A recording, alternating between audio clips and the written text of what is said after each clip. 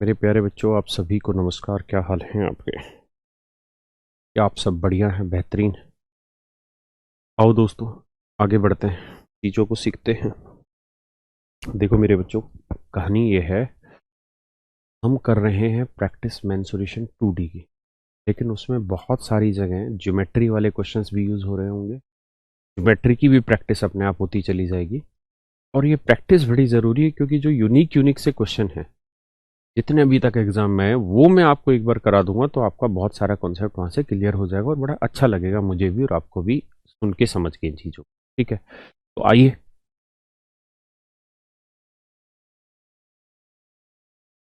करो सवाल।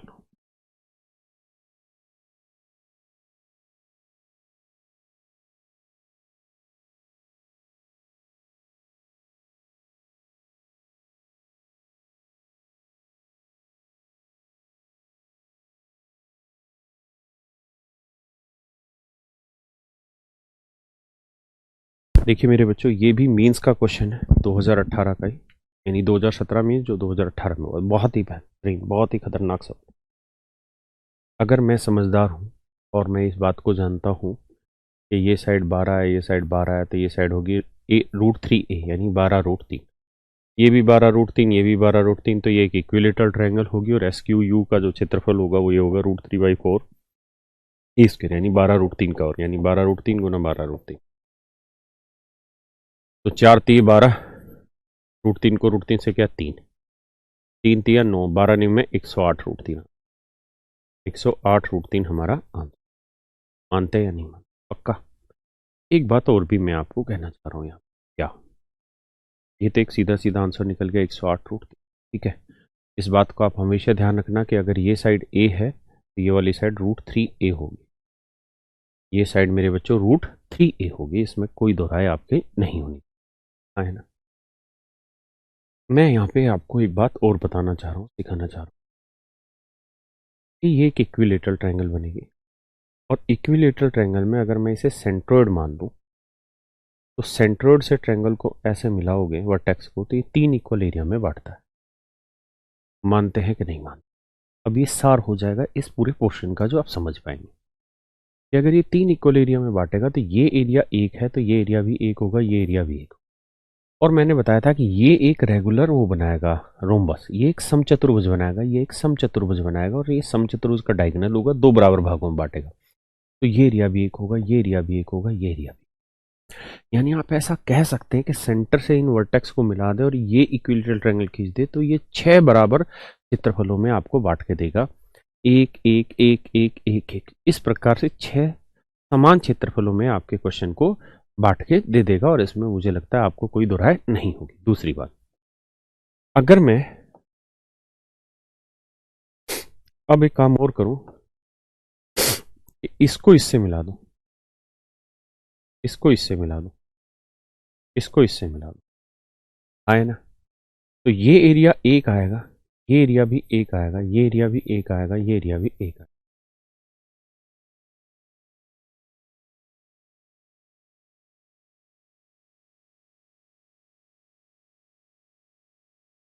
आया ना? क्लियर है? इस तरह से भी बांट दोगे तो ये बराबर बराबर एरिया आएंगे, 12 इक्वल। तो आप माइंड को सेट करके चलिए, जैसे भी करना चाहें। क्या कि अगर मैं सेंटर से सारे वर्टेक्स मिला दूं, दूसरा ये एक इक्विलेटरल ट्रायंगल फॉर्म कर दूं, तो इस तरीके से ये 12 बराबर क्षेत्रफल बनेंगे, तो जैसे मर्जी सवाल आपसे पूछ ले, आप आसानी से निकाल दें। बहुत बार क्या होगा, साइड दे रखी होगी, रेशियो पूछ लेगा, कह देगा जी इस वाली ट्रायंगल का, इस वाली ट्रायंगल का, इस वाली ट्रायंगल से एरिया का रेशियो बताओ। आप साइडों की लेंथ में लगे रहेंगे, उतने की जरूरत नहीं, आप समझना है ये एक और एक दो हो गया, ये एक 2:1 है। हाँ, है ना?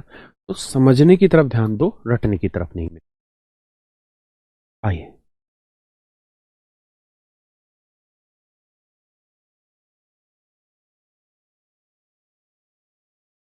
पढ़िए भाई, कोशिश करिए।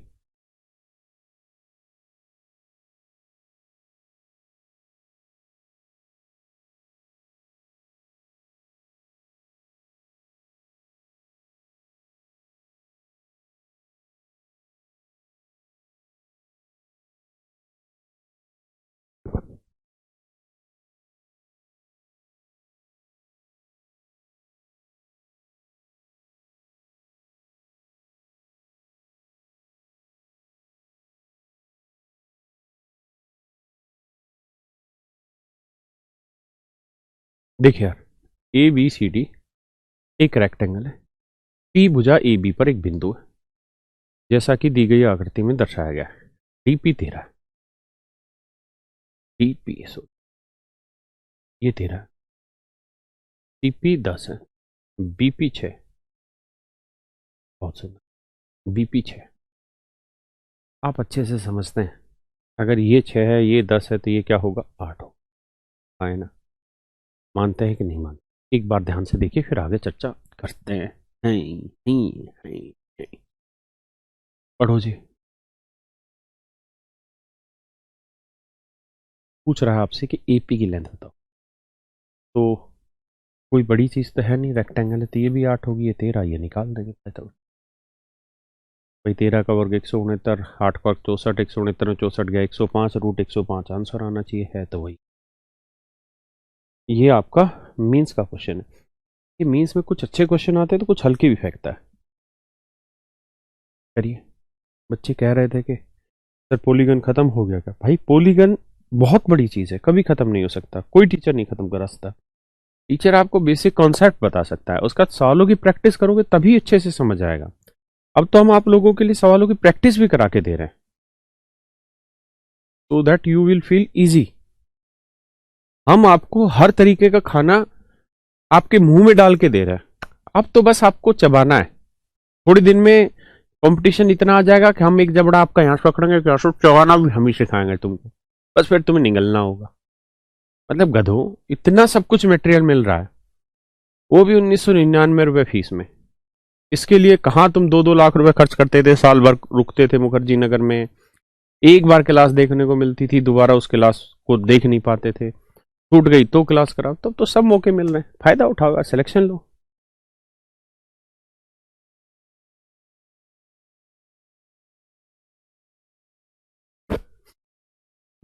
कहता दी गई आकृति में पी क्यू आर एक समबाहु त्रिभुज है जिसकी भुजा 12 सेंटीमीटर। एस और टी क्रम से पी क्यू पी आर के मध्य बिंदु है, छायांकित भाग का क्षेत्रफल ज्ञात करो। देखिए यार, अगर ये मिड पॉइंट है मेरे बच्चे, अगर ये मिड पॉइंट है, तो आप अच्छे से इस बात को जानेंगे कि इसका एरिया 2 है तो इसका एरिया 1। हाँ है ना? ना सॉरी, साइड की लेंथ का रेशियो 2:1। वरना मारो गोली यार, तुमने तो सारी चीजें पढ़ी रखी। क्या पढ़ आपने ये रखी होगी कि भैया, क्या बताऊं क्या पढ़ रखा है तुमने? पढ़ाता हूँ दोबारा। पी क्यू आर एक समबाहु त्रिभुज है जिसकी भुजा 12 सेंटीमीटर है। तो पहले इक्विलेटरल ट्रायंगल का एरिया निकाल लो, तो आप कहोगे जी √3/4 a²। तो 12 × 12, 12 × 12, ये आया आपका इक्विलेटरल ट्रायंगल का एरिया, है ना? अब एस ओ टी इसके मिड पॉइंट, अगर मिड पॉइंट है मेरे दोस्तों तो ये मध्य बिंदु है, तो वर्टेक्स से सामने वाली साइड के मिड पॉइंट को मिलाओगे, मीडियन कहलाएगी। वर्टेक्स से सामने वाली साइड के मिड पॉइंट को मिलाओगे, मीडियन कहलाएगी। मानते हो कि नहीं? काम बहुत सुंदर बात है। दूसरी बात, जहां दोनों मीडियनें आपस में मिलती हैं वो पॉइंट आपका सेंट्रोइड कहलाता है। इस बात का अर्थ ये भी निकला कि वर्टेक्स से सेंट्रोइड को मिलाओगे, वर्टेक्स से सेंट्रोइड को मिलाओगे मेरे बच्चे, तो ये ट्रायंगल को 3 इक्वल एरिया में बांटता है। मतलब ये एरिया एक, ये एरिया एक और ये एरिया एक।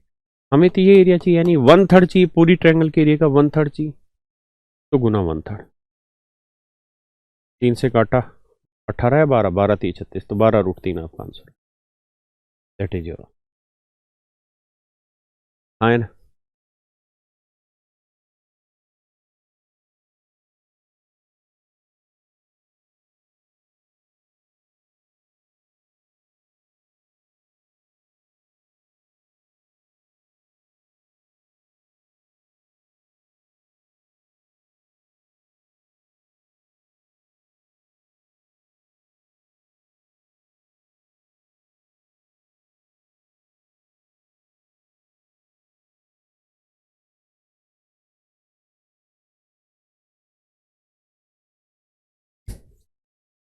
भैया जी,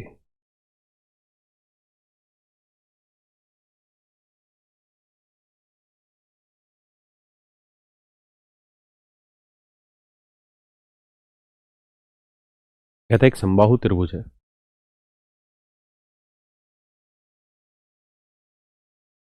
ये एक इक्विलेटरल ट्रायंगल है मेरे बच्चों,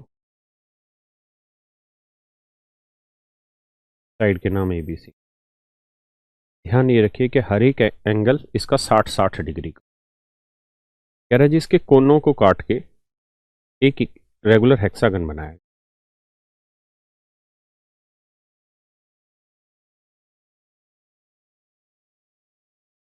ऐसे रेगुलर हेक्सागन बना, मैं बड़ा सा बना देता हूँ।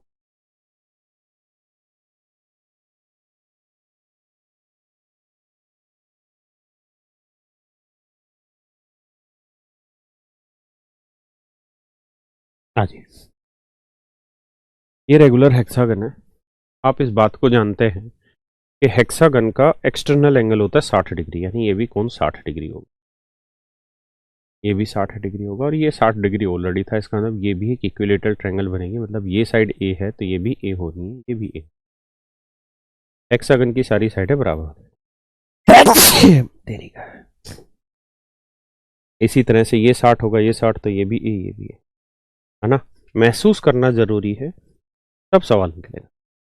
अब कह रहा है जी समषष्टभुज के क्षेत्रफल और त्रिभुज के क्षेत्रफल का कितना परसेंट।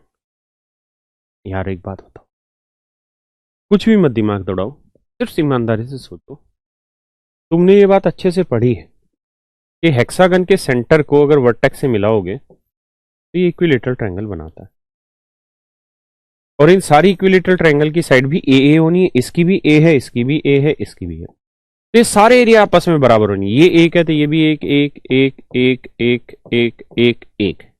तो टोटल एरिया 1 2 3 4 5 6 7 8 9। तो टोटल एरिया है किसका 9। उसमें से किसका पूछा था, षटभुज का क्षेत्रफल, तो षटभुज का क्षेत्रफल बना 6। एक का कितने प्रतिशत है, त्रिभुज के क्षेत्रफल का कितना परसेंट है। तो त्रिभुज का क्षेत्रफल कितना है 9। त्रिभुज का ना पूरी ट्रायंगल के एरिया 9 है, तो हेक्सागन के एरिया 6 है, तो ये आया 2/3, माने 66 सही 2/3%, यानी 66.66%। कोई कैलकुलेशन की जरूरत नहीं, कोई दिमाग दौड़ाने की जरूरत नहीं, बस थोड़ा सा सोचिए काम हो जाएगा। बहुत सारे सवाल दे दिए इन्होंने फिर हेक्सागन पे। करो।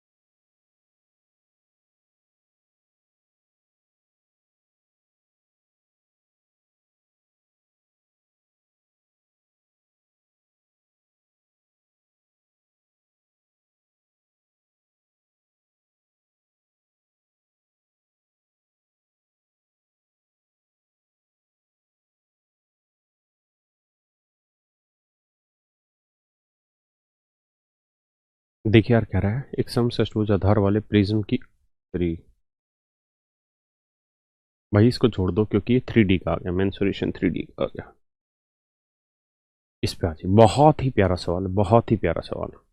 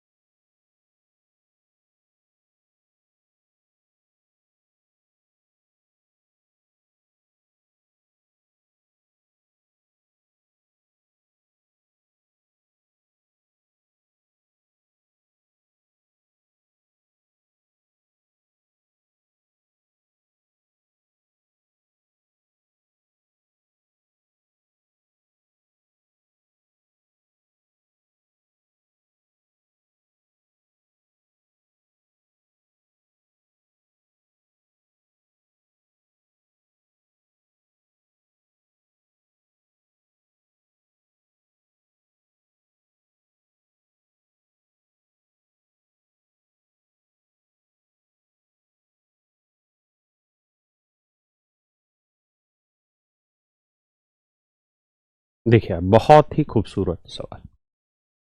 बस आप पढ़ लीजिए, एक्स से 7 सेंटीमीटर है, ये लेंथ 7 सेंटीमीटर है।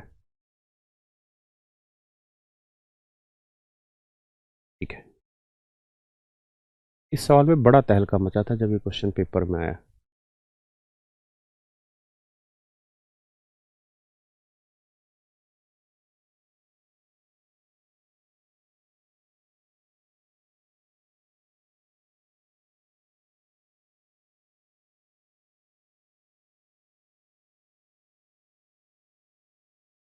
देखिए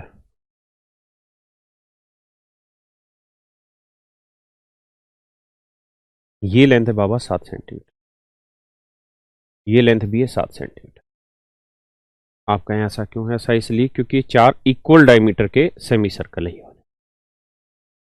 मेरे बच्चों इस बात का अर्थ ये निकालो कि इस पूरे सर्कल की जो रेडियस है, इस क्वाड्रेंट की, चतुर्थ क्वाड्रेंट की जो रेडियस है वो है 7 और 7 14, है ना।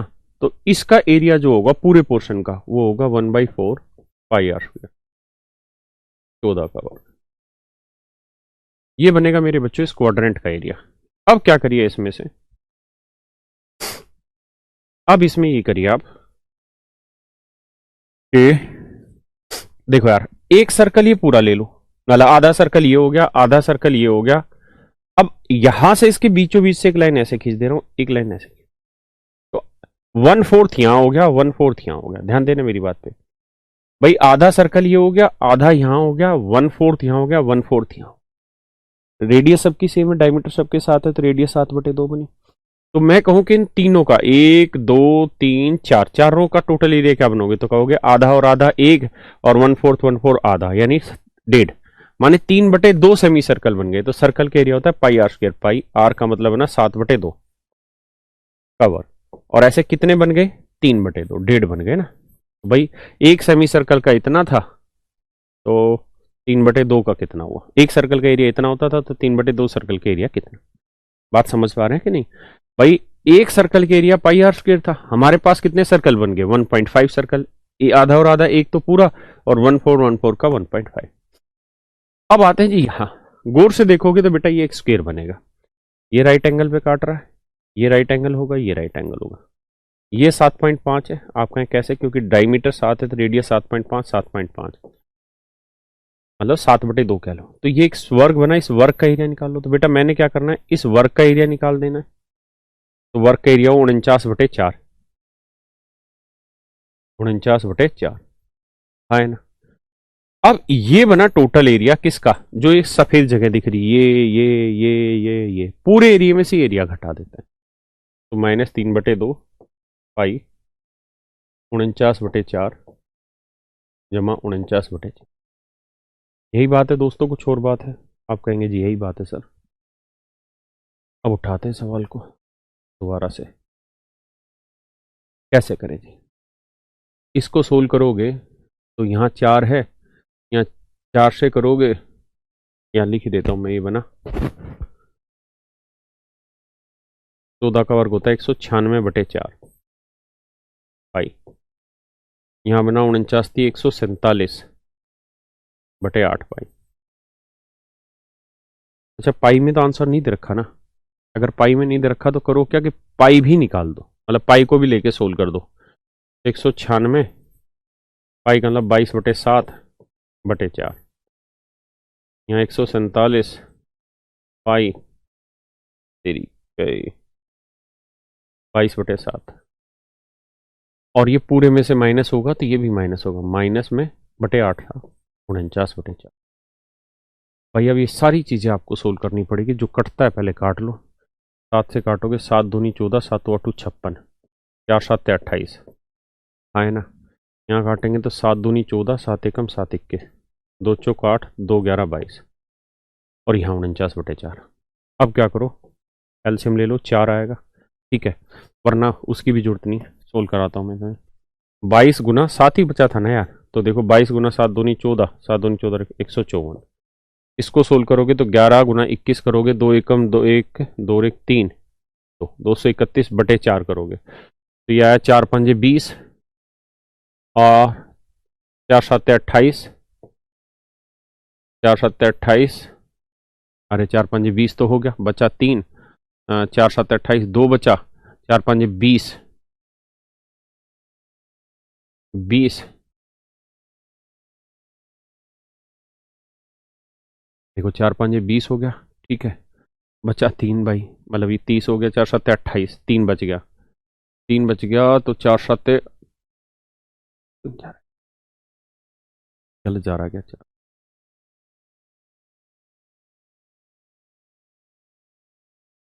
हाँ हो तो गया, 4×7 = 28 और 4×5 = 57.75, तो ये हो गया। इसे करोगे तो 11×4 = 44, 12×4 = 48, 12.25 ये हो गया। अब इनको जोड़ोगे तो 5×5 = 10, ये 1 हो गया, 7×2 = 9 और 1 = 10, 5 × 1 = 6, 1 = 7, 70 ये हो गया। तो इसमें से 70 घटा दो भैया, तो ये आ जाएगा 74, ये मेरा आंसर हो गया। 8, 7, 15, 84, 84 मेरा आंसर आ गया। यानी शेडेड पोर्शन का जो एरिया मेरे बच्चों कितना आएगा, 84। हाँ है ना। कैलकुलेशन आप इसे कैसे भी बैठा सकते हैं, कहीं पे भी सोल्व कर सकते थे कैलकुलेशन को, एलसीएम लेके, पाई कॉमन लेके, जैसे आपका दिल करे।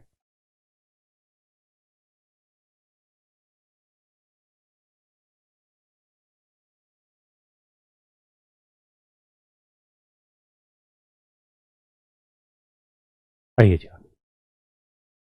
करो भैया।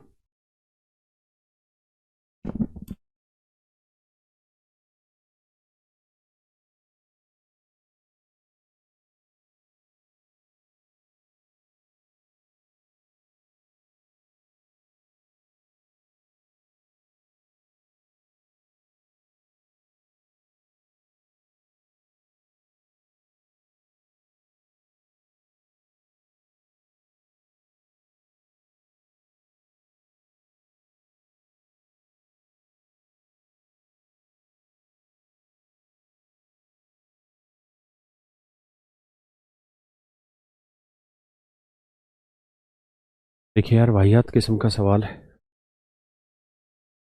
कह रहा है एक आदमी इतने की स्पीड से दौड़ रहा है, एक वर्गाकार बगीचा जिसकी त्रिज्या 350 मीटर है को पार करने में व्यक्ति द्वारा कितना समय लगेगा। ये यानी ये कोई बगीचा है, इसकी रेडियस दे रखी है, तो आप इसकी सरकमफ्रेंस निकाल लेंगे, सरकमफ्रेंस आ जाएगी, मतलब डिस्टेंस निकल के आ जाएगी, डिस्टेंस दे रखी है, स्पीड दे रखी है, टाइम निकाल देना यार आंसर। भाई रेडियस आ गई तो सरकमफ्रेंस आ जाएगी ना, सरकमफ्रेंस का मतलब उतनी दूरी उसको चलनी है। करिए जी, बहुत प्यारा सवाल है।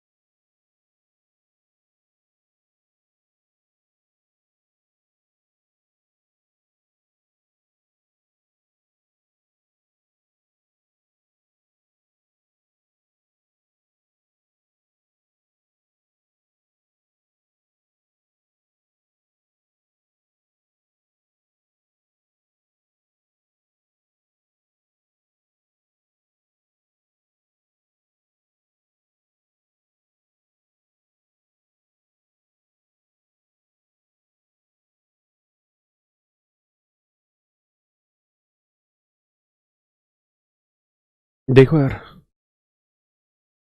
हम कई तरीकों से इस क्वेश्चन को समझ सकते हैं। आप ये बताओ मुझे बस कि अगर बेटा ये कोई ट्रेपीजियम है, मान लीजिए ये कोई ट्रेपीजियम है, ठीक है, और ये वाली कोई ट्रेपीजियम है, समलम चतुर्भुज, ये दोनों आमने सामने एक भुजाएं पैरेलल है, और ये साइड की लेंथ है ए, ये साइड की लेंथ है बी, और मैं आपसे जानना चाह रहा हूँ कि अगर इनके मिड पॉइंट मिला दें, इधर का भी मिड पॉइंट ले लें, इधर का भी मिड पॉइंट ले लें, तो इसकी लेंथ क्या होगी। तो हमेशा ध्यान रखना बेटा, इसकी लेंथ a+b/2 होनी, ठीक है जी, इसकी लेंथ a+b/2 होनी है अगर ये मिड पॉइंट है। तो गौर से देखते हैं तो आप जानते हैं कि ये लेंथ क्या होनी है। तो अगर साइड 12 है तो ये 12 है, तो ये लाल वाली 24 होगी, क्यों, क्योंकि सेंटर से ये भी 12, ये भी 12, इक्वल डिस्टेंस बनाता है ना सेंटर से वर्टेक्स की। तो ये 24 है, ये 24 है, ये इस साइड के मिड पॉइंट मिला रहे हैं, तो ये क्या होगी a+b/2, यानी 24 और 12 का जोड़ कितना हुआ, 36, 36 का आधा 18, तो तो ये साइड होगी भाई 18, ये साइड मेरे बच्चों क्या हो जाएगी 18। अरे हाँ है ना, अगर ये साइड 18 है तो बस फिर तो काम हो गया तुम्हारा। अब ये इक्विलेटरल ट्रायंगल बन गई।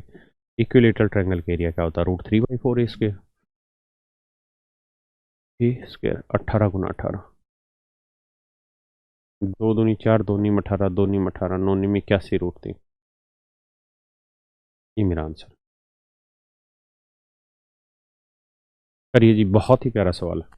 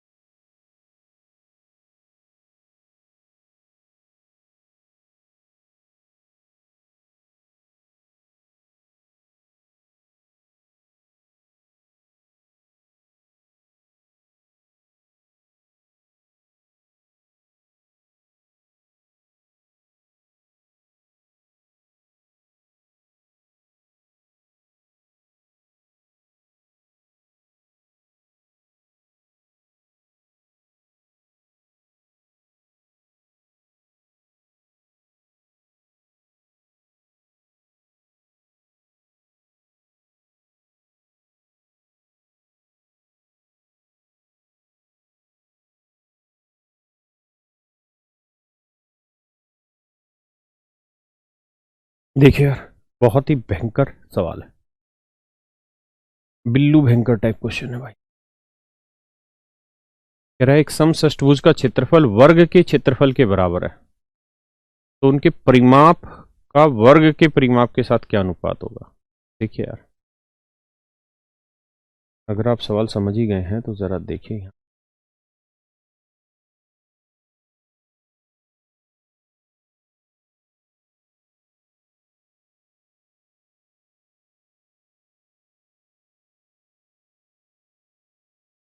सवाल में कह रहा है कि एक समषष्टभुज का एक वर्ग, ये कोई वर्ग है,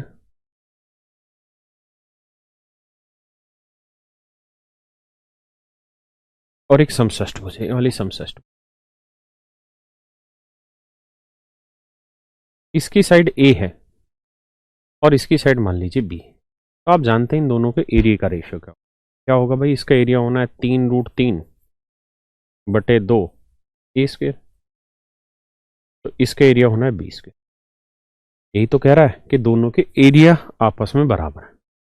तो यहां से मेरे बच्चों, अगर मैं a²/b² आपसे पूछ बैठता तो आप बताते 2/3√3। क्या किसी भैया को कोई आपत्ति है? क्या किसी भाई को कोई संदेह है? बोलो भाई, हाँ है ना? नहीं है। अगर कोई संदेह नहीं है तो अब आपसे पूछा क्या, उस पर चर्चा करते हैं। तो पूछा है समषष्टभुज के परिमाप का वर्ग के परिमाप के साथ अनुपात बताइए। तो अगर पेरीमीटर का रेशियो पूछा है तो कैसे निकाला जाए। मैं क्या करता हूं, दोनों साइड स्क्वायर रूट कर देता हूं। आप कहे सर क्यों कर दे रहे हो स्क्वायर रूट? इसका फायदा है, यहाँ a/b का रेशियो निकल के आ जाएगा √2/3√3। अब हमारे पास आ गया साइड की लेंथ का रेशियो। हमें क्या चाहिए, इनके पेरीमीटर। तो भाई रोम्बस की ना, इसकी हेक्सागन की कितनी साइड है, 6। तो अगर हेक्सागन की 6 साइडें हैं तो इसका पेरीमीटर हो गया 6 है, और स्क्वायर की कितनी साइड है, 4, तो इसका पेरीमीटर हो गया 4 है। तो इसे 6 से गुना कर देते हैं, इसे 4 से गुना कर देते हैं। ये आ गया इनके पेरीमीटर का रेशियो। अब दिक्कत यह है कि ये किसी ऑप्शन में दे नहीं रखा है, हाँ है ना। यानी वो यहाँ पे भी आपसे मेहनत करवाना चाह रहा है, या फिर ऑप्शन को सिंप्लीफाई करो। तो पहले तो इसे काट लो, 2 दूनी 4, 2 तिया 6। अब क्या करो, 3√3 से ऊपर कर दो, 3√3 से ही नीचे। तो ऐसा करोगे तो ये 3√2 तो आ ही गया, गुना में 3√3 आ गया। और यहां जब देखोगे तो यहां कट के कितना बचा था, 2। इसको इससे करेंगे तो स्क्वायर आ जाएगा, तो 2 तो था ही, गुना में 3 आ जाएगा, गुना में √3 आ जाएगा, आए ना। तो 3 से 3 कट गया, समझ रहे हो, 3 से 3 कट गया। अब भाई मेरे, अब आपको कुछ नहीं करना, √2 को √3 से गुना करोगे अंदर, तो ये आ जाएगा आपका 6√3, आना, और नीचे आ जाएगा 2√3। बस ये आंसर, डी ऑप्शन आपका आंसर दे देगा। अगर आपको उसको काटने पीटने में दिक्कत है कि सर √2 को आप 3√3 से कैसे मल्टीप्लाई किए, तो आप ये बताइए, इसको ऐसे लिख सकते हैं, √2 इंटू में √3 इंटू रूट में √3, ऐसे तो लिख सकते हैं इसको। तो √2 को √3 से क्या, √6, तो √6 इंटू में रूट में √3, इसको लिख सकते हैं हम कैसे, रूट के अंदर 6√3 आया ना। तो ये मेरा आंसर आ गया। सवाल बेहद आसान था, लेकिन ऑप्शन थोड़े गंदे थे। करिए दोस्तों, बहुत ही बेकार नहीं, बहुत ही अच्छा सवाल है, करिए।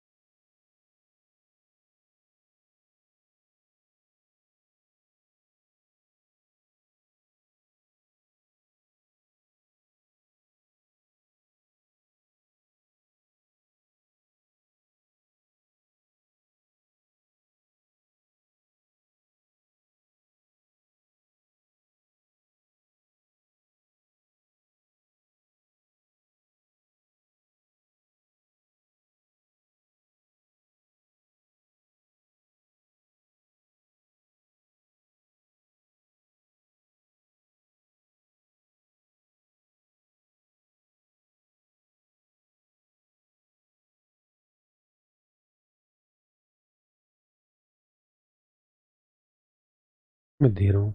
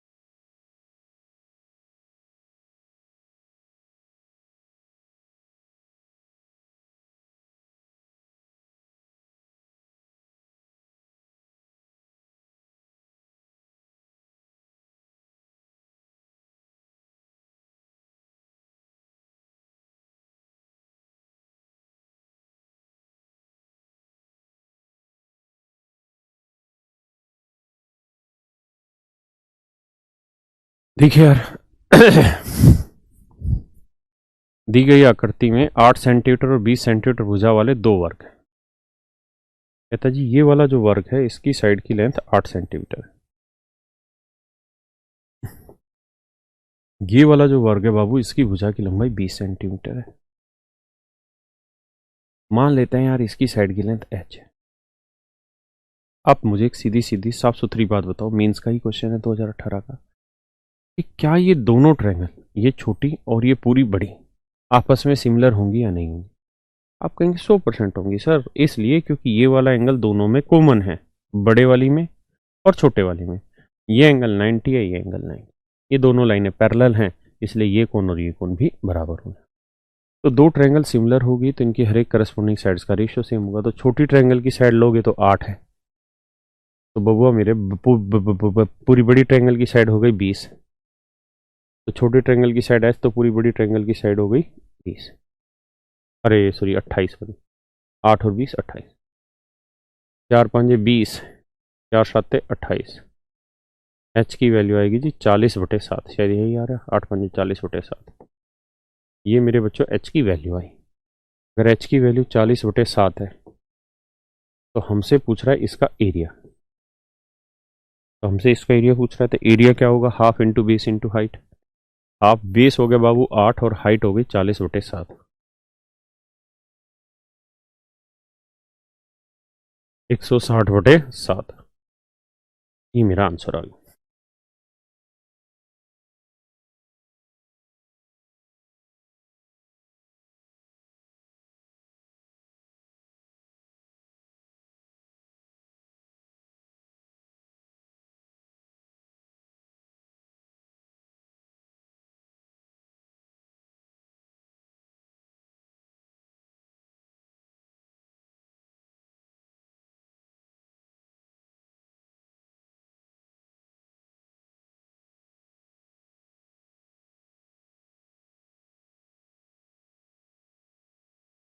कर लिया भाई?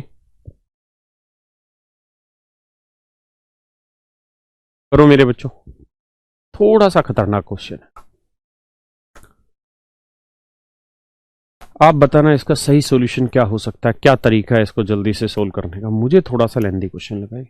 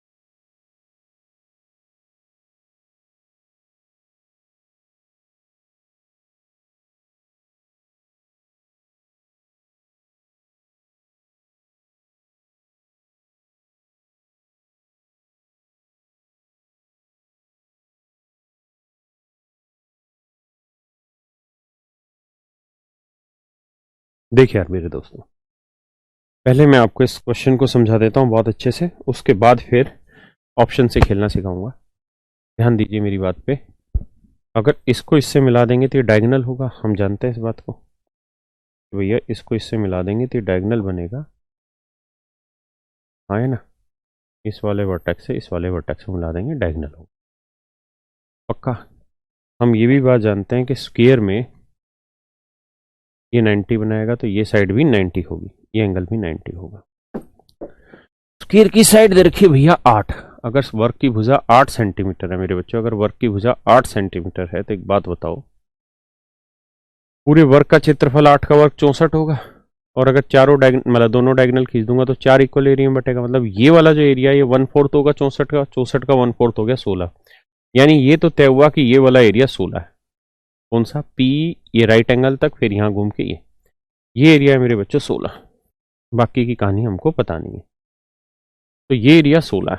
अब आगे की कहानी को समझते हैं कि भैया इसका एरिया क्या होगा। कह रहा जी पी क्यू ओ, ये 60 डिग्री है। हम ये भी जानते हैं कि स्क्वायर के जो डायगोनल होते हैं एंगल बाइसेक्टर होते हैं, ये कोण 45 डिग्री होना है, ये कोण भी 45। तो बेटा सोच समझ के बताओ, ये 45 है, ये पूरा 60 है, तो ये कोण कितना बना? 15 डिग्री। कितना बना? 15 डिग्री। मानते हैं। हम इस बात को भी जानते हैं कि अगर स्क्वायर की साइड 8 है, अगर स्क्वायर की साइड 8 है, आपको समझाने के लिए, तो इसके डायगोनल की लेंथ 8√2 होगी। हम ये बात भी जानते हैं कि डायगोनल की लेंथ 8√2 होगी। और अगर दोनों डायगोनल खींचते हैं तो एक दूसरे को आधे पे काटते हैं, तो ये डायगोनल 4√2 होगा, है ना। तो इस वाले डायगोनल की लेंथ 4√2 होगी। क्या किसी भैया को दिक्कत है? अब मैं इस ट्रायंगल को अलग से बना लेता हूं।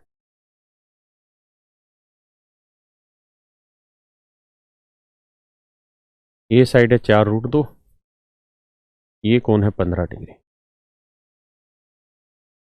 अब मुझे आप ये वाली लेंथ निकाल के बता दीजिए क्या होगी, तो मैं आपको जान लूंगा कि आप अच्छे बच्चे हैं और पढ़ते हैं रोज घर पे।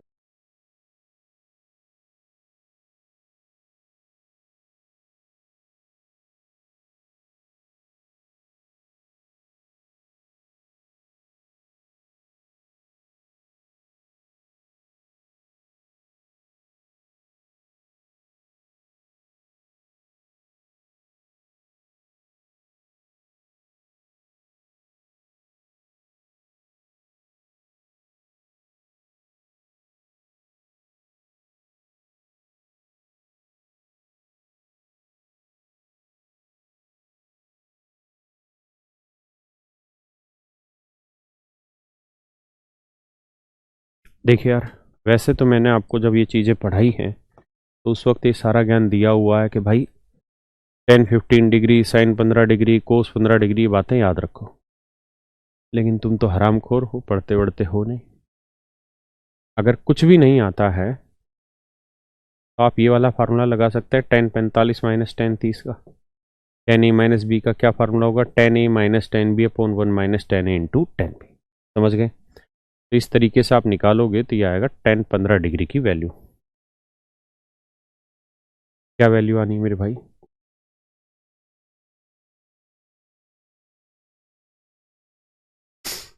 तो ये वैल्यू आएगी 2 माइनस √3 अपॉन 1।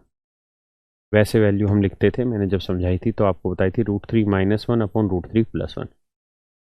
अगर मैं इसका हर का प्रीमेकरण कर दूं, sin 15 की √3 minus 1 upon 2√2, cos 15 √3 plus 1 upon 2√2, ये सारी वैल्यू याद करने को कह रखी, पढ़नी होगी आपको। मैं हर का प्रीमेकरण कर दूं तो ऊपर हो जाएगा √3 माइनस 1 का होल स्क्वायर, 3 और 1 4 माइनस 2√3, नीचे आ जाएगा 3 और 1 गया 2, 2 कोमल ले लेंगे तो 2 माइनस √3 बचेगी, तो मैंने वो डायरेक्ट लिख दिया था। और भाई मेहनत कर लो, मेहनत, वरना जीवन झंडवा फिर भी घमंडवा हो जाएगा। इस साइड की लेंथ मान लेते हैं x, आपको समझाने के। तो आप ये बताइए, 15 के सामने वाला परपेंडिकुलर हो गया, साथ वाला बेस हो गया, है ना। ये परपेंडिकुलर हो गया, ये बेस हो गया, तो tan 15 डिग्री की वैल्यू पूछूं तो क्या होगी? तो आप कहेंगे परपेंडिकुलर अपॉन बेस x/4√2। और इत्तेफाक से tan 15 की वैल्यू ये है, तो यहां से x की वैल्यू निकाल देंगे, क्या 4√2 गुना 2 माइनस √3, है ना। अब मेरे बच्चों, अगर इतनी बात आप समझ गए हैं और अगर आपके पास ये वाली वैल्यू आ गई है जिसे हमने x माना है, तो इसका एरिया तो 16 था ही, इसका एरिया हमको और निकालना है ना। तो इसका एरिया हो जाएगा half into base into height, half into base into height, मानते हैं?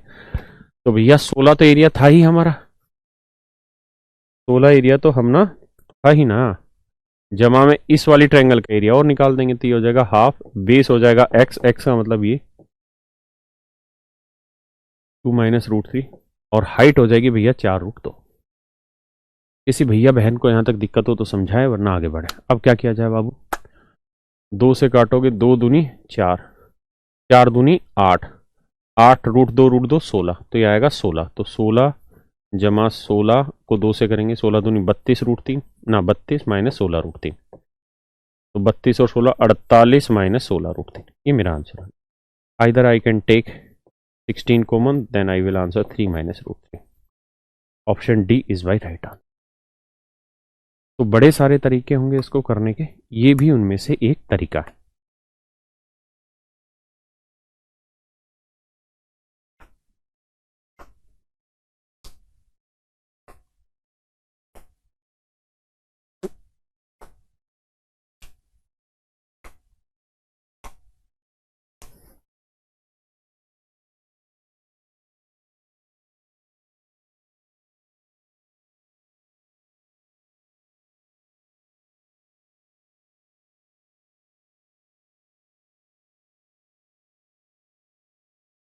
है ना।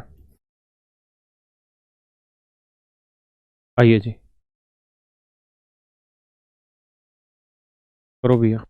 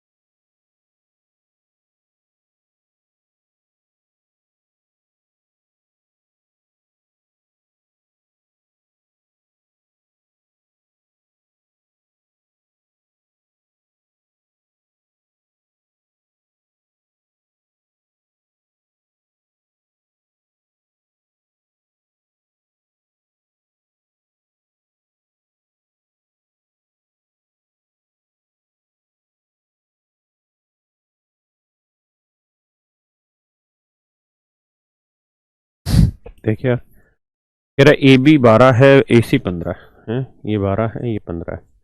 इसका मतलब ये साइड नो होगी, इसमें बड़े से बड़ा वर्क बनाओगे तो यही बनेगा। हाँ या ना दोस्तों? तो कहता है वर्क का अधिकतम संभव, पहले तो वर्क की भुजा निकाल लो। तो साइड होगी क्या, परपेंडिकुलर इंटू बेस, 9 गुना 12 बटे परपेंडिकुलर प्लस बेस, 12 9 21, 3 7 21, 3 3 9। तो ये उत्तर आया 36/7।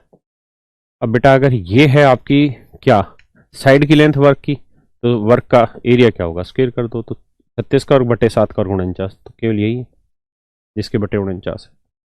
हाँ है ना? फार्मूला सिखा रखा है भाई।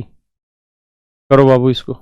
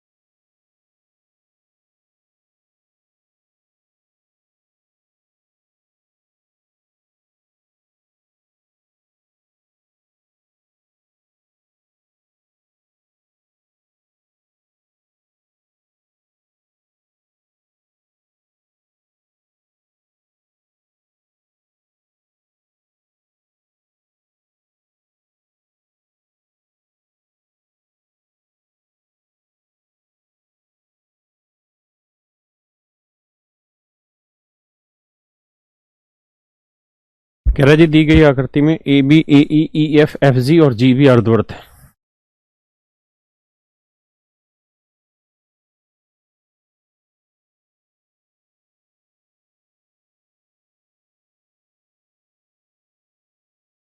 ए बी 56 सेंटीमीटर है जी, एंड ए ये सब बराबर। What is the area of the shaded region? ठीक है, ए बी 56 है ना, ये इतना ए बी 56, ठीक है। देखो यार मेरे बच्चों, सवाल समझने वाला है।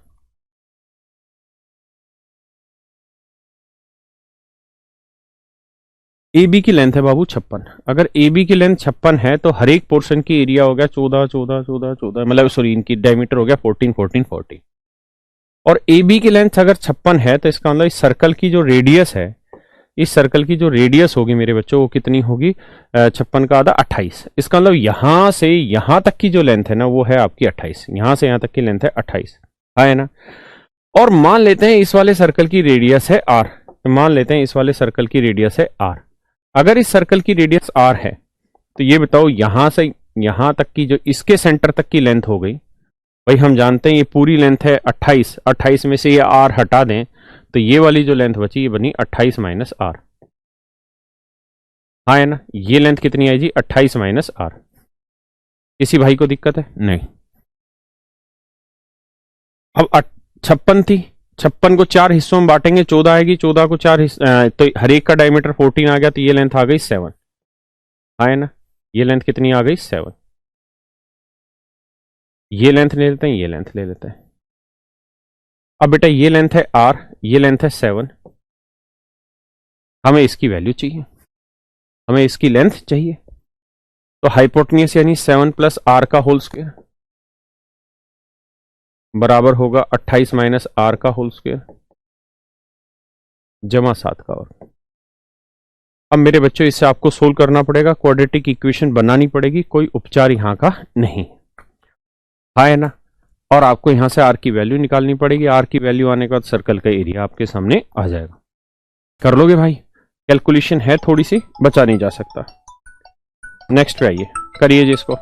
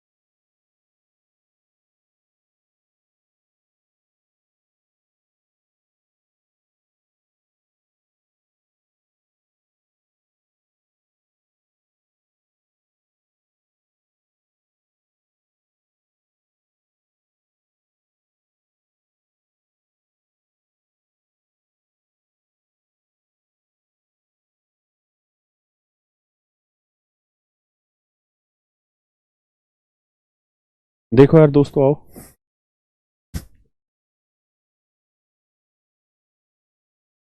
कह दी गई आकृति में एक वृत्त की त्रिज्या। अच्छा, पिछले वाले सवाल में अगर तुम्हें थोड़ा सा शॉर्ट समझना होता तो कैसे करते सवाल को? नहीं, इससे पीछे वाले में है, इससे भी पीछे वाले में, इस वाले की कह रहा था मैं। अगर इसका टुकड़ा जानना था कि इसका आंसर ऑप्शन से हम कैसे दे सकते थे, तो हम एक बात तो जानते थे बहुत अच्छे से, और वो बात ये थी कि हमें इतनी कैलकुलेशन करने की जरूरत नहीं थी। ऑप्शन से अगर क्वेश्चन उड़ाना होता तो हम दिमाग ये दौड़ाते।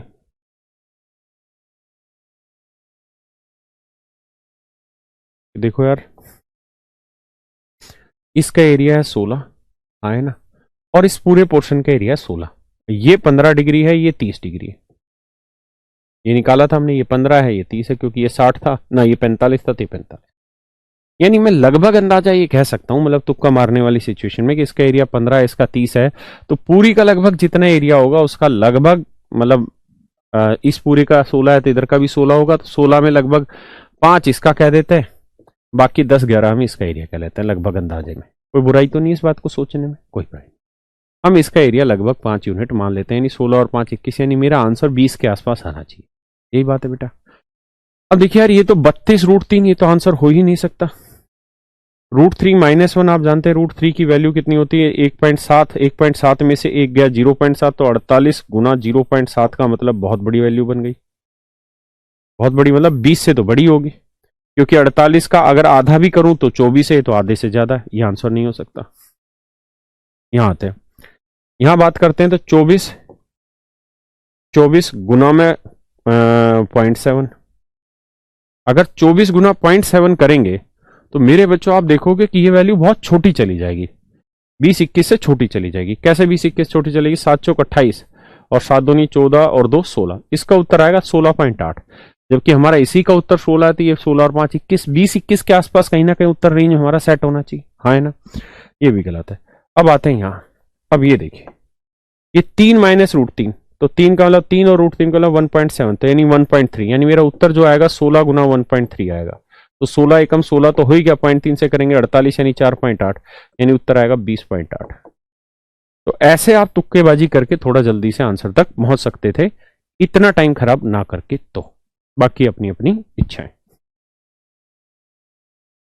अब आ जाइए जिस सवाल में कह रहा, दी गई आकृति में, पहले आप पढ़ लीजिए फिर मैं करा देता हूं।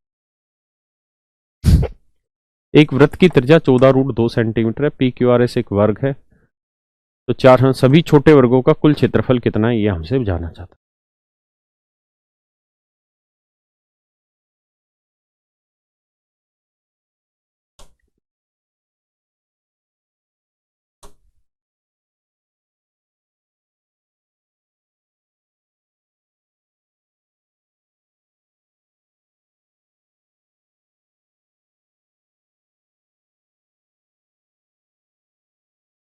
ठीक है भाई, इसकी रेडियस थी 14√2। भाई समझने की कोशिश करना, क्योंकि मेंस का क्वेश्चन है, बहुत टाइम टेकन प्रोसेस हो जाएगा अगर आप सही से नहीं समझेंगे। रेडियस 14√2 है, तो एक बात ईमानदारी से बताओ, अगर रेडियस 14√2 है, ये कोई वर्ग है, इसके बाहर मैंने एक सर्कल खींचा, इस सर्कल की रेडियस 14√2 है। अगर इस सर्कल की रेडियस 14√2 है, तो भैया इस सर्कल का डायमीटर होगा डबल 28√2, और ये साइड ए है, ये साइड ए है, तो ये वाली साइड होगी √2a, तो √2 से √2a की वैल्यू 28 आ गई, हाँ है ना? और a की वैल्यू 28 है। एक सेकंड में, ये फोन बड़े करते हैं लोग, एक सेकंड सुनो भाई।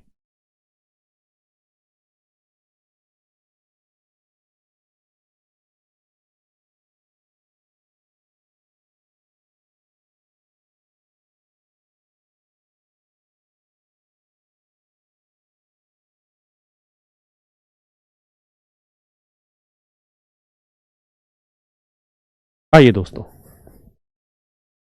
अब अगर आप ध्यान दें, हाँ, तो ये 28√2 होगा, तो √2a यानी वर्ग की भुजा हो गई 28।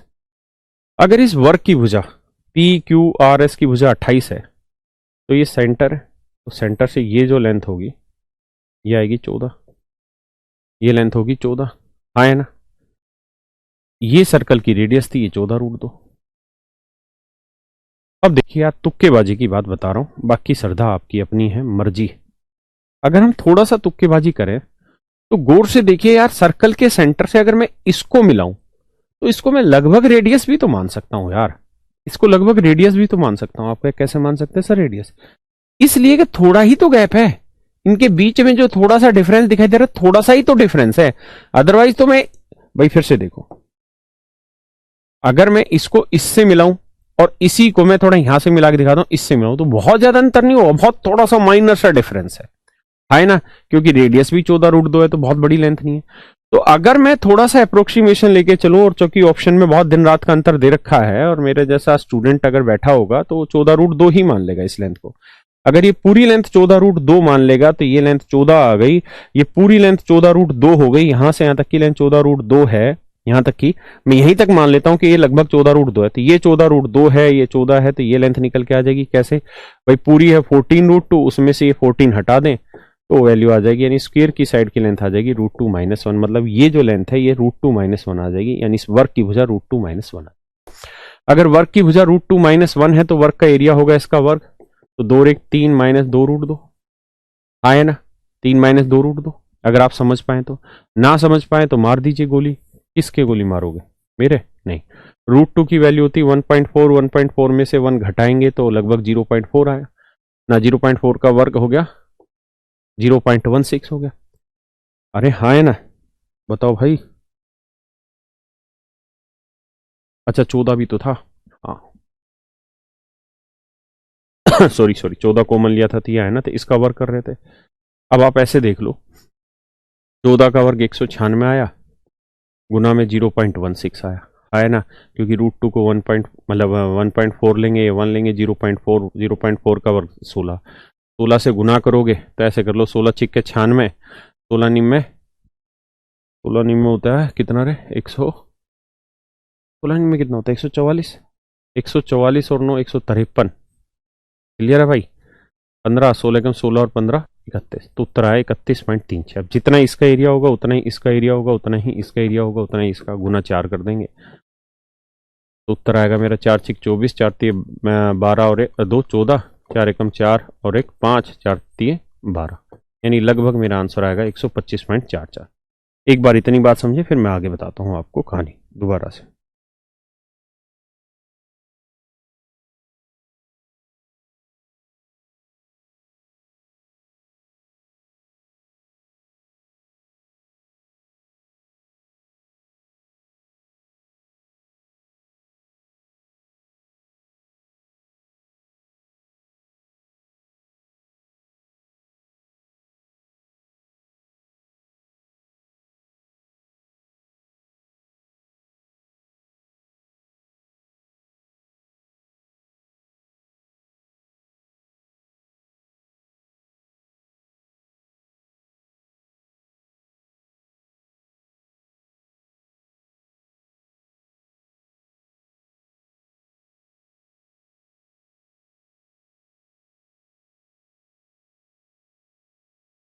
करो भाई, एक बार फिर से देखो, ध्यान लगाओ।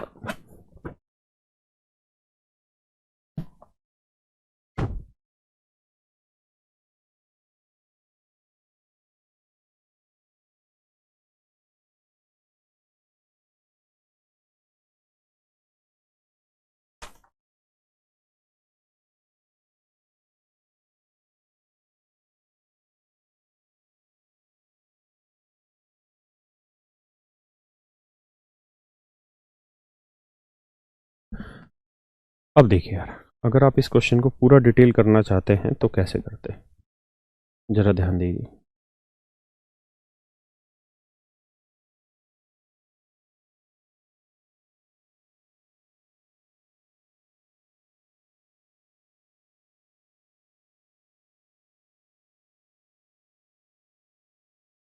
समझ गए? तो ये 125.44 हमारा आंसर है, क्योंकि ये 62 था। डी मेरा आंसर 156 था, तो ये 156 के आसपास भी नहीं था, 62 भी नहीं था, हमारा 125.44 ये आया था, वही हमारा आंसर है 31.36। लेकिन अगर आपको एग्जैक्ट क्वेश्चन सोल्व करना था तो कैसे करते? तो एग्जैक्ट करने का तरीका ये होता कि ये सेंटर है, सेंटर से ये जो लेंथ है ये 14√2 है। क्यों तो नहीं है यार, ये बताओ। ये सेंटर है, ये मैंने लेंथ बताई कितनी थी 14, क्योंकि ये पूरी लेंथ 28 थी, तो ये यहां से यहां तक की 14 थी, और स्क्वायर की साइड में मान लेता हूं x, स्क्वायर की मैं साइड मान लेता हूं x। क्लियर है? अब मैं नीचे नहीं गया, ये गैप छोड़ दिया। अब इस वाले वर्ग की भुजा मैंने x मान ली, तो ये लेंथ भी x होगी, तो इसका मतलब ये यहां से यहां तक की जो लेंथ होगी x/2 होगी, x/2 होगी। आए ना? और सर्कल के किसी भी पार्ट से, सर्कल के किसी भी पार्ट से सेंटर की जो दूरी है, ये सर्कल का सेंटर है, यहां से सेंटर की जो दूरी कहलाएगी, ये मेरे बच्चों कहलाएगी सर्कल की रेडियस।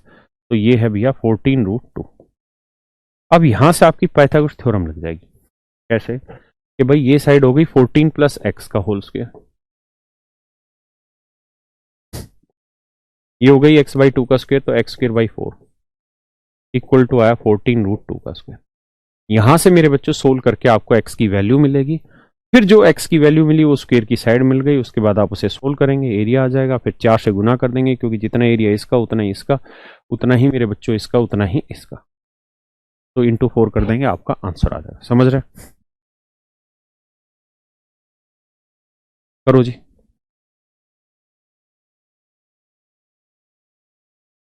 करिए दोस्तों।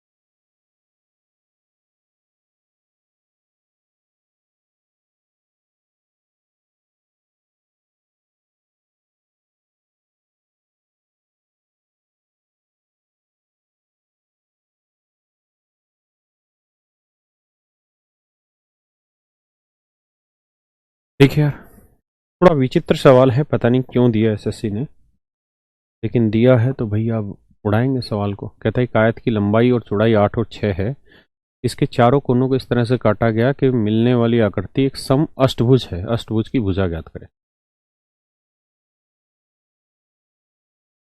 इससे पहले सवाल आते थे मेरे बच्चे किसके? स्क्वायर के, लेकिन इस बार पहली बार रेक्टेंगल का सवाल फेंक दिया कि रेक्टेंगल के कोने काटे। तो जरा ध्यान दे, ये रेक्टेंगल है,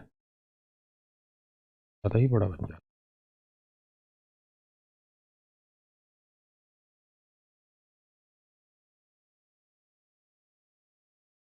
देखिए यार, एक बात समझिएगा कि अगर आप रेक्टेंगल के कोने काटेंगे तो ये बात तय रही कि वो एक समषष्टभुज नहीं बनेगी, रेगुलर हेक्सागन नहीं बनेगी जिसकी सारी साइडें आपस में मतलब वो सॉरी, एक रेगुलर हेक्सागन नहीं बनेगी, मैं ये कह सकता हूं। जिसका हर एक एक्सटर्नल एंगल इक्वल हो, हर एक इंटरनल एंगल इक्वल हो, ऐसा सीन नहीं बन पाएगा अगर हम समषष्टभुज बनाने की कोशिश कर रहे हैं तो। अष्टभुज तो नहीं थी कहीं सवाल में, ऑक्टागन तो नहीं थी, अष्टभुज बना रहे, हराम खोर है इस सवाल में।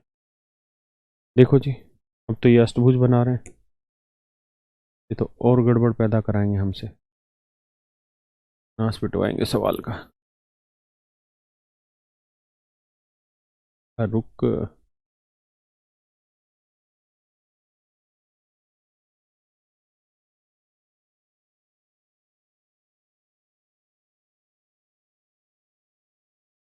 अब देखिए, सवाल में कह रहा है कि भैया इसकी एक साइड है 8 सेंटीमीटर, दूसरी साइड है 6 सेंटीमीटर। कह रहा है जी इसके कोनों को काटा गया,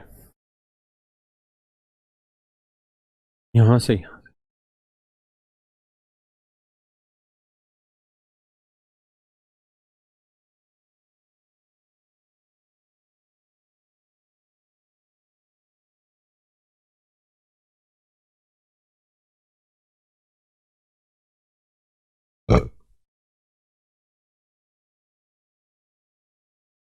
एक सम अष्टभुज बनी जी, है ना। अब मेरे बच्चों ध्यान देना जरा, ये साइड मान लो जी x और ये साइड मान लो y। ये साइड भाई x मान लो, ये y मान लो, ये x मान लो, ये y मान लो, क्योंकि ये अगर स्क्वायर में कटता तब तो ये कोने बराबर आते, हाँ है ना। ये काट दिया इन्होंने हरामखोरों ने रेक्टेंगल में, तो ये इस तरह से कटेगा, ये y तो ये x। अब दिमाग दौड़ाना कैसे कटे बात बनेगी। अब थोड़ा दिमाग दौड़ाओ तो आपको संबंध पता चलेगा, ये y तो ये पूरी लेंथ क्या है, तो आप कहेंगे जी ये पूरी लेंथ है हमारी 6। तो अगर ये पूरी लेंथ 6 है तो ये लेंथ आ जाएगी 6 माइनस 2y, क्योंकि ये और ये, भाई ये पूरी 6 है, ये y है तो ये 6 माइनस 2y। ऐसे अगर दिमाग दौड़ाओ तो ये 8 है, ये x है, तो ये कितनी आएगी 8 माइनस 2x, आए ना। करो जी, अब दिमाग आगे दौड़ाओ, फिर मैं कराता हूँ।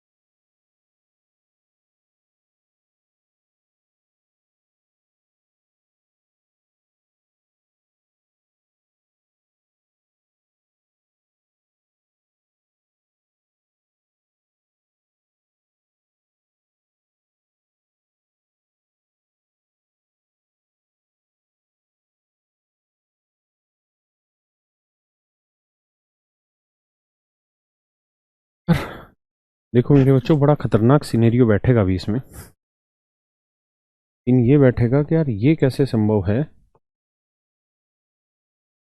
कि ये 8 माइनस 2x भी साइड हो जाए और 6 माइनस 2y भी साइड हो जाए। ये तो संभव ही नहीं है, क्योंकि साइडों की लेंथ तो हमेशा बराबर होगी ऑक्टागन की। इसका मतलब ये लेंथ और ये लेंथ बराबर होगी, तो मतलब 6 माइनस 2y बराबर होगा 8 माइनस 2x। 8 माइनस 2x, तो 2x इधर लाओगे, माइनस 2y, 8 में से 6 गया 2, तो x माइनस वाई की वैल्यू आ गई 1। यानी x और y के बीच का जो डिफरेंस है वो 1 है। अब हम ये बात भी जानते हैं कि अगर x और y के बीच का डिफरेंस 1 है मेरे भैया, तो इस साइड की लेंथ अगर हम निकालें तो सबको y के रेस्पेक्ट में रख देते हैं, ये लेंथ 6 माइनस 2y मान लेते हैं, है ना। तो ये राइट एंगल बनेगी, तो इसका वर्ग जमा इसका वर्ग बराबर इसका वर्ग होगा, है ना। तो X square plus Y square बराबर 6 माइनस 2y का। अब लफड़ा ये है कि दिमाग खराब हो जाएगा सोल्व करते करते सवाल को। x माइनस वाई 1 है, तो या तो y को x की टर्म में रख लो या x को y की टर्म में, तो x को y की टर्म में रख लो ताकि यहां रखना पड़े, बाकी सारा y है। तो x की वैल्यू क्या होगी 1 प्लस वाई, इस x की जगह 1 प्लस वाई रख देंगे और अब सोल्व करेंगे। तो A square plus Y square plus 2y, ये तो ये बना, प्लस में ये वाई स्क्वेयर, यहाँ करेंगे तो 36 जमा 4y स्क्वेयर माइनस 2 दूनी 4 छिक 24y।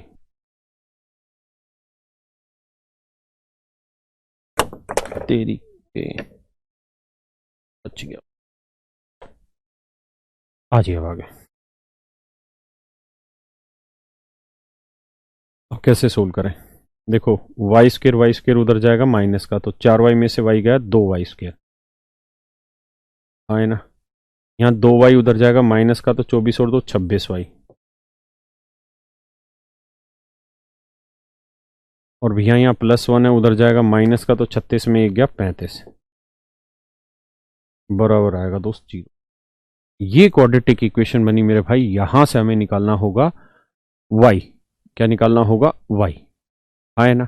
यहां से हमें निकालना होगा y, समझ रहे हो मेरी बात को, यहां से निकालना होगा y।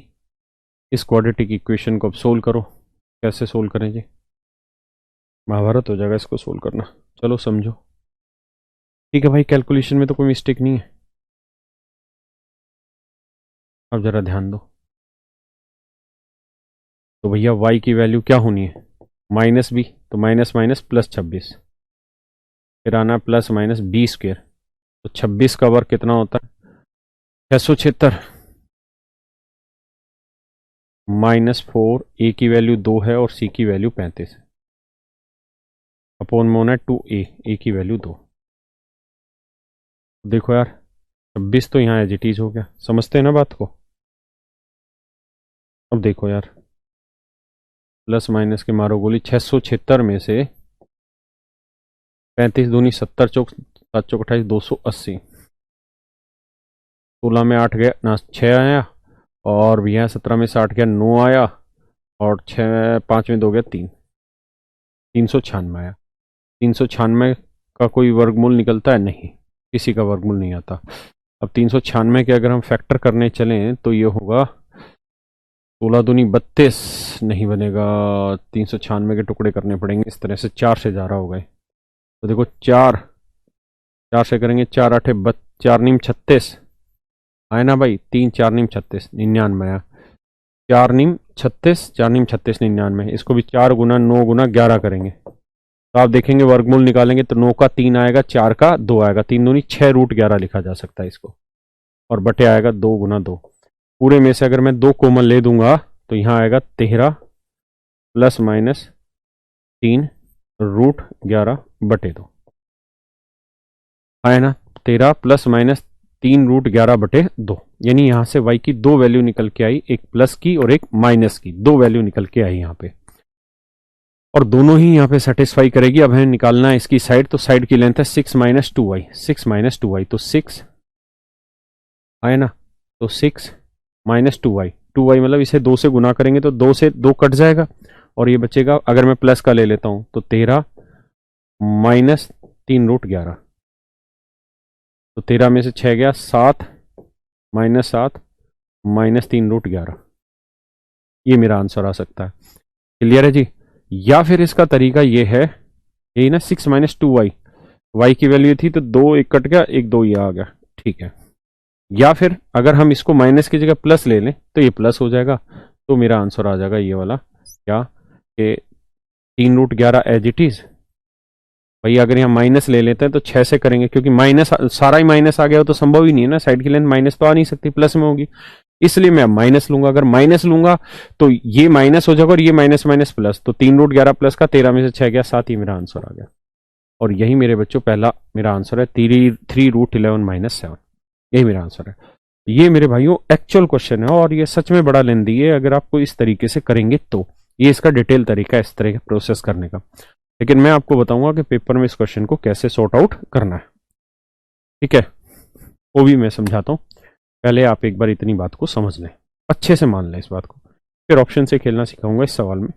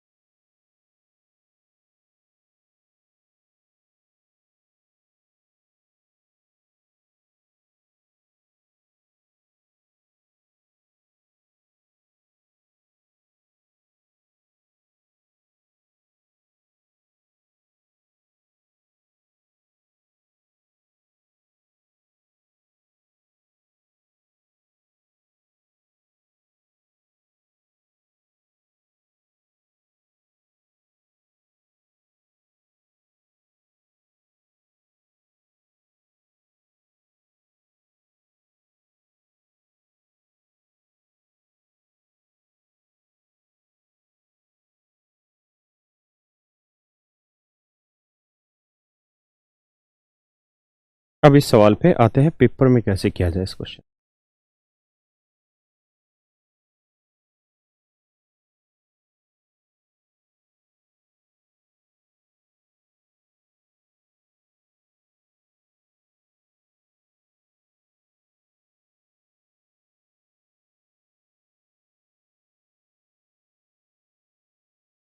देखो यार, हर सवाल करना जरूरी नहीं है, आपको बस दिमाग दौड़ाना जरूरी है हर सवाल के लिए। देखिए यार दोस्तों, कैसे सवाल उठाया। आप इस बात को बहुत अच्छे से समझ गए थे, कैसे रेक्टेंगल है, तो इसमें अगर हम ऑक्टागन बनाएंगे तो इस तरह ऑक्टागन बनेगी, ऐसे ऑक्टागन बने। यानी ये साइड 6 है, तो 6 में ये हिस्सा कट गया, ये हिस्सा कट गया, कटने के बाद यही तो ऑक्टागन की साइड आएगी, है ना। यानी मेरा जो उत्तर आएगा वो 6 से बहुत कम आना है। अब मुझे देखना कौन सा ऑप्शन मेरी डिमांड को पूरा कर रहा है। ये बताओ मेरे बच्चों, बाकियों पे सिखाता हूं, √7 की वैल्यू क्या होगी।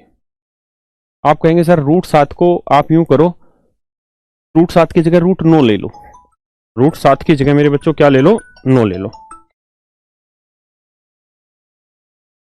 √7 की जगह अगर आप √9 भी ले लें तो 9 का वर्गमूल 3, 3 चौक 12, 12 में से 11 गया 1। ये तो बेहद ही निहायती क्वेश्चन, बेकार क्वेश्चन हो गया, हाँ है ना। आप जानते हैं कि एक तो किसी भी हाल में नहीं होना, दूसरी एक और भी चीज है, एक को भी मारो गोली। एक कहानी और भी है, क्या कि √7 की जो वैल्यू है ना, वो लगभग क्या होती है हम निकालना जानते हैं। भाई √4 आ गया इससे छोटा, और इसका √9 हो गया, तो 4 और 7 का डिफरेंस, भले 4 और 3 और 4 और 9 का 5, यानी 2.6 होनी है।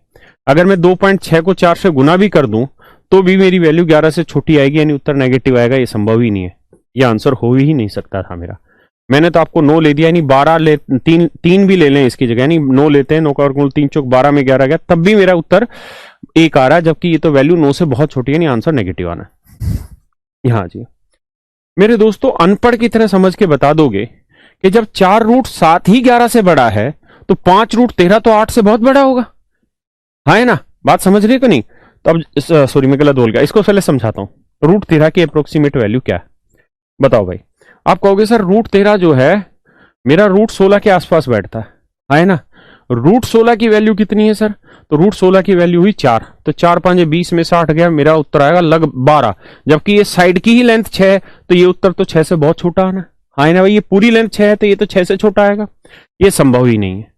यहां आ जाओ, 6√11 मान लिया जी, √11 किसके पास है, 9 के आसपास लगा लो। अगर 9 के आसपास भी लगाऊं तो 9 का वर्गमूल 3, 3 6 18, 18 में से 9 गया 9, जबकि ये 9 से बड़ा है, यानी उत्तर मेरा 9 से बड़ा आएगा। जबकि तो ये साइड की पूरी की ही लेंथ 6 है, तो ये तो उससे छोटा आएगा, है ना। तो केवल और केवल मेरे बच्चों एक ही ऑप्शन ऐसा था जो आपको सेटिस्फाई कर सकता था, बाकी सारे के सारे ऑप्शन ऐसे थे जो आपके आंसर को दूर दूर तक भी टच नहीं करते। अगर आप यहाँ पे 9 भी लेते हैं, मतलब 9 से बड़ा है 2, तो यानी लगभग इसकी वैल्यू आ जाएगी कितनी, 3.4 के आसपास वैल्यू आएगी। 3 से गुना करेंगे, 3 3 9, 3 चौक 12, यानी 10.2 के आसपास उत्तर आया। 10.2 में से 7 का उत्तर 3.2 आया, जो कि जस्टिफाई करता है कि इसका 3.2 हो सकता है, क्योंकि पूरी 6 है, उसमें से ये कोना कट गया, ये कोना कट गया, तो 3.2 मेरा उत्तर आ सकता है। इसमें कोई दो राय नहीं है किसी भाई को। क्या किसी भैया को कोई यहां तक कोई आपत्ति है, किसी तरीके की कोई समस्या है? नहीं, आगे बढ़िए, बताइए।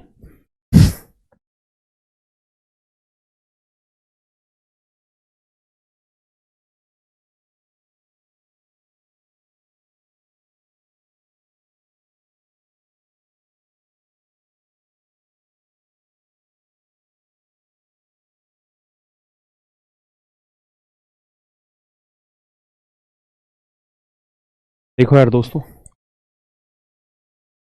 समझो भाई मैं इसको इससे मिला दूं, मारो गोली। सबसे पहले क्वेश्चन में कह रहा है कि जी एक इक्विलेटरल ट्रायंगल है, ए बी सी डी एक सम अष्टभुज है, A B C D E F एक सम अष्टभुज है जिसकी भुजा 6 सेंटीमीटर है। A P F Q A B D C R D E S, ये भी एक इक्विलेटरल ट्रायंगल है, यानी ये भी इक्विलेटरल है, ये भी इक्विलेटरल है, ये भी इक्विलेटरल है, ये भी इक्विलेटरल ट्रायंगल है, हाँ है ना। तो जो शेडेड पोर्शन है इसका एरिया बताना है मेरे बच्चों। अगर ये सारे इक्विलेटरल है, यानी ये साइड भी 6 है, ये साइड भी 6 है, ये साइड भी 6 है, ये साइड भी 6 है, तो गौर से देखोगे ये रुम्बस बनेगा, हाँ है ना। तो ये लेंथ भी कितनी आ जाएगी, 6 ही आएगी। आप कहें 6 कैसे आएगी, इसलिए 6 आएगी मेरे दोस्तों क्योंकि सवाल ने कहा है कि ये एक हेक्सागन है, ये वाली जहां मेरा पेन चल रहा है ये एक हेक्सागन है, ये एक हेक्सागन है, और हेक्सागन का ये सेंटर, और सेंटर से हर एक वर्टेक्स की लेंथ बराबर होनी है, तो ये लेंथ भी बराबर होगी, मतलब ये भी इक्विलेटरल होगी, ये भी, ये भी, ये भी, ये भी, ये भी, ये भी, ये भी, यानी ये सारी इक्विलेटरल ट्रायंगल होगी, और हर एक इक्विलेटरल ट्रायंगल की साइड 6 बनेगी क्योंकि हेक्सागन की साइड 6 है। तो कितनी इक्विलेटरल ट्रायंगल है साइडेड पोर्शन में, 1 2 3 4 5 6 7 8, 8 है। तो एक इक्विलेटरल ट्रायंगल का एरिया √3/4 ए स्क्वायर, नहीं 6 का वर्ग, तो 8 का कितना गुना 8, that is your answer, that is my dear student your answer. करिए भाई।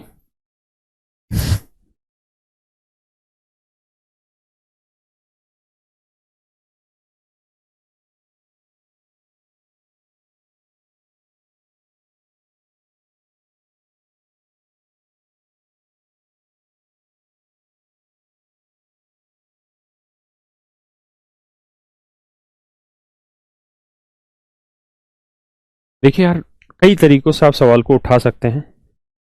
मैं चाहूं तो पूरे वर्ग का क्षेत्रफल ले लूं, 14 का वर्ग 196 आया भाई, पूरे सर्कल का ना इसका स्क्वायर का एरिया आ गया। अब मैं सेमी सर्कल का एरिया निकालूं तो भैया साइड 14 है तो इसकी रेडियस 7 आ गई। अब आप जानते हैं, मैंने बता रखा है कि अगर साइड 7 हो तो सर्कल का एरिया कितना आता है, 154, 154 का आधा करेंगे तो 77, यानी सेमी सर्कल का एरिया आ गया मेरे दोस्त 77। मानते हो कि नहीं मानते, सेमी सर्कल का एरिया आ गया 77। अरे गधो, हाँ है ना, निकाल लो ना, half into pi R square, half into pi R square, 22/7 R यानी 7, 7 गुना 7 भाई, ये 14 है पूरा डायमीटर, तो रेडियस 7 आएगी, तो 22 2 11, 11 7 77, ये बातें बताई थी आपको पिछली क्लास में। अब इस स्क्वायर का एरिया निकालना है। अब हम जानते हैं कि यार ये पूरी लेंथ 14 है तो ये लेंथ कितनी आएगी 7, ये लेंथ कितनी आएगी 7, और अगर इस स्क्वायर की साइड, अगर इस स्क्वायर की साइड ए है तो डायगोनल की लेंथ √2a होगी, तो √2a जो है वो आपका है 7, तो a की वैल्यू क्या आएगी 7/√2, और ये वर्ग है, वर्ग का क्षेत्रफल क्या होता है साइड का स्क्वायर, तो 49/4, 49/4 का मतलब बना 12.25, तो ये एरिया आ गया 12.25, तो 77 जमा 12.25 जोड़ोगे तो 7 2 9, 7 1 8, 89.25, तो भाई 196 में से 89.25 घटा देना, that is your answer, that is your answer, आए ना। किसी भैया को कोई दिक्कत है जी यहां तक, यही आ रहा है ना। अरे रे रे रे रे, गलती कर दिए हैं हम, क्या गलती कर दिए, 7/√2 का वर्ग 7/2 होगा, √2 का वर्ग 2 होता है, और जब आप इस पे जाओगे तो यहाँ आ जाएगा 24 दूनी 48, तो 24.5, सॉरी, तो ये 24 पॉइंट जोड़ना होगा, समझ गए। तो 24 पॉइंट जोड़ के 77 जमा 24 पॉइंट जोड़ देना, लिख देते हैं भाई 77 जमा 24.5, तो 5 7 4 11, 7 2 9 1 10, 101.5, 101.5, ये मेरा आंसर है। किसी भैया को कोई दिक्कत है जी यहां तक, नहीं, ये इसका आंसर है। देखिए बहुत सारे तरीके में स्क्वायर को ऐसे भी बता सकता हूं कि यार ये बताओ ये जो स्क्वायर है ये कितना बनेगा, ये भी एक स्क्वायर बनेगा 7 सेंटीमीटर साइड का, तो इसका जितना एरिया होगा उसका आधा है इसका एरिया, 7 का और 49, 49 का आधा इसका एरिया आएगा। भाई आपने ये बात तो सीखी हुई है ना कि अगर ये स्क्वायर है और इस स्क्वायर का एरिया 2 है, और अगर मैं इसके साइडों के मिड पॉइंट को मिला दूं तो इसका एरिया क्या होगा, तो आप कहेंगे जी इसका आधा होना है, इसमें तो कोई बुराई नहीं है, यानी जितना इसका एरिया होगा उसका आधा। तो मैं क्या करता हूं, मुझे पता है ये लेंथ 7 थी, ये लेंथ 7 थी, तो मैं यहाँ एक वर्ग बना देता हूँ आपको समझाने के लिए। तो ये 7 7 यानी एक वर्ग बन गया, इसकी साइड की लेंथ होगी 7, तो इसका एरिया होगा 49, तो ये इसके मिड पॉइंट को लेके बन रहा है, तो 49 का आधा हो गया 49/2 यानी 24.5। जितना फास्ट आप कर सकते हैं आप पे डिपेंड है। कह रहा है सर्कल का एरिया दे रखा है, सरकमफ्रेंस फार्मूला लगा लेंगे, पाई आर स्क्वायर इतना, तो 2πr की वैल्यू कितनी। कहते हैं circle is inscribed in A square if the length of the diagonal of the square is this, what is the area in of the sir, निकाल लेंगे। ऐसे कह रहा है जी, इसके अंदर सर्कल घुमा हुआ है, आसान कर लेंगे।